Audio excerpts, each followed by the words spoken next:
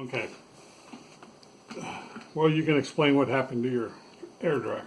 Well, I was making chicken wings, and I opened it. Had been running for about 30 minutes. Opened it, turned the wings over, shut it for it to continue, and I went into the other room. And then I realized it wasn't working when I came back to check on my chicken. So Dad thinks it's a switch. So to get to the switch, which is in here, when you put it's upside down right now, but when it's like this, the switch is down in the bottom. So when you shut the door, it pushes a switch and it makes a circuit. So you take these 5 screws loose, and then this pops up like that, and the switch is right here. These 2 wires going to it. So right now you can push on the switch. I'll just do it like this, and it won't work. Okay, now I'm going to unplug it. It's plugged in right now, so unplug it, and I'm going to take these wires loose. And you probably need needle pliers to do this. We would have had to hold down those 2 contacts at the top too, Dad. I don't think so. Those just hold it in place. They don't do nothing. Okay, and then you just jumper these together like that. Now I'm going to plug it in, and it's working. See it down here? It's lit up again. Okay. So it tells me the switch is bad. So I'm going to unplug it again. Undo this. Kind of move this out of the way. Then you take your screwdriver. I've already ordered a switch for it, so it's in a package over there. I got it on Amazon. And the one that this is some kind of a Chinese switch, and the one I got on Amazon is a Honeywell. It may last better, I don't know.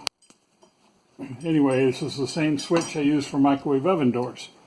It's the number is HK14.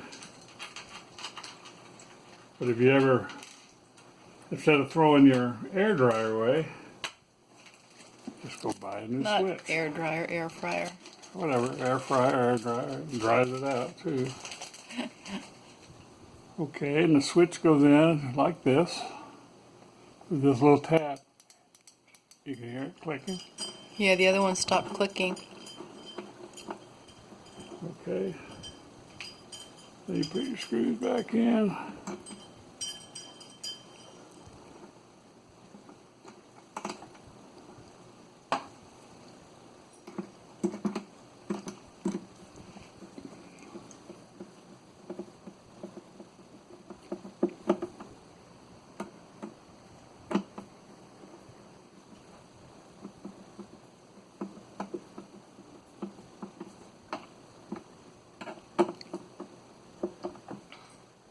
They don't have to be real tight.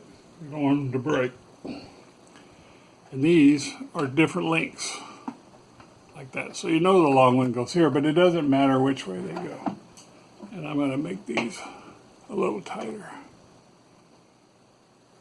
Squeeze it down just a little bit so it won't come off.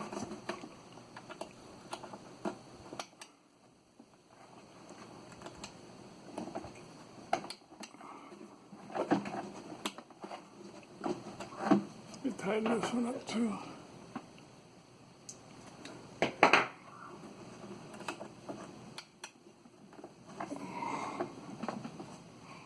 All right. Did it go on enough? Yeah, it's on. It shouldn't come off. If it comes off, it'll just stop working. And then set this right back down where it's supposed to be.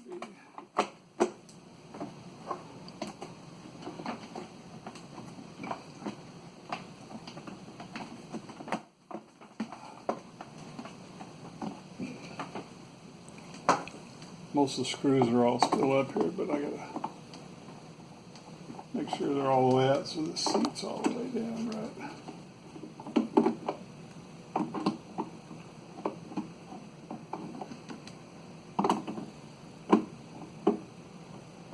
I gotta go get the drawer so you can test it. Oh, we'll test it in just a second. Let me just put a few of these screws and get them lined up.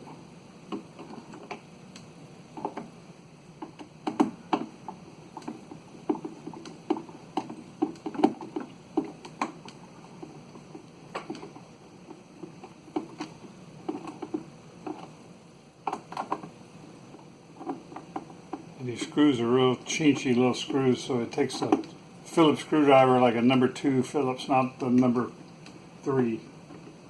They won't work. Standard Phillips.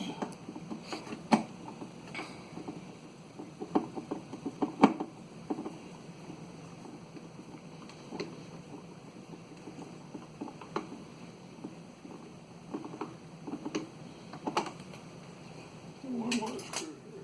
Oh, hurry up.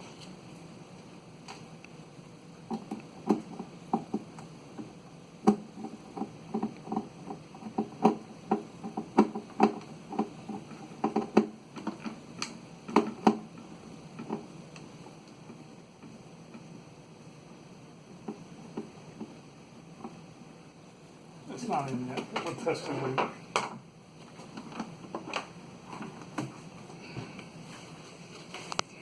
Okay. Here, hold. You gotta hold this a second.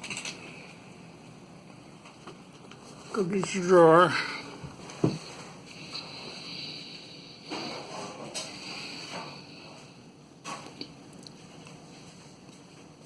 Cross your fingers.